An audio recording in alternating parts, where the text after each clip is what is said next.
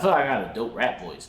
My rap voice has like this like weird level of enthusiasm under it, like cocky It's like I'm cocky as hell, but I'm happy to be here. Yeah, it's like a perfect blend of that, to be honest. We are currently at the Hush Studios, place I've pretty much recorded since 2010. Well, actually, this is the third location he's been at in those, 12 years? 13 years. I've pretty much gotten very comfortable recording Levy. You know, just you have a bit of a chemistry there. So like, and I'm a very big fan of, I'm very OCD. So like, I kind of like, you know, very habitual. So I like doing the same stuff over and over and over. Yeah. I'd rather you trust me than to love me. That's cause love can grow from trust me. For giving out love, I'm hella rusty. I'm super guarded, preparing for superstardom, baby. I'm well on my way. I get more love every day. We water than Dante. They call him a heavyweight. I burn quits. I make opposition skate. I earn this, so I'm the only one that's eating off this plate. You ain't help me get it, well, you won't help me with it. Ain't see you when I started, or pull up when we finish. This is a space of comfort, and I think when you're comfortable somewhere, or you know, you kind of your true self, and that's when your true self kind of like shines through. And that's because I'm here a lot.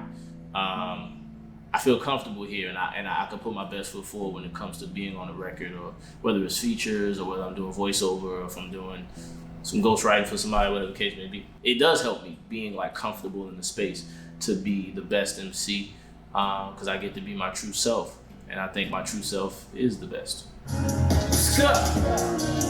I ain't worried about you haters, I'm like, they won't never catch me slipping, ain't no. Laid back with my feet up, I'm like, catching flights and taking trips, I'm almost never home. Chasing checks and stacking shit, they know what we got. People think of New Orleans. When people in New Orleans think of New Orleans, they think brass bands, bounce music, and gangster rap, like street stuff, you know what I mean? And if you're not doing one of the three, you can't be successful. And I feel like I'm a great testament to the idea that you can be. You can do some things that are pretty cool, doing something that's a little different. Shouts to people like Pell, shouts to people like Latrania, my girl Sleazy Easy, and Crucial. These guys are doing some stuff that's very off kilter, outside the norm of here in New Orleans, right? And they're being very successful.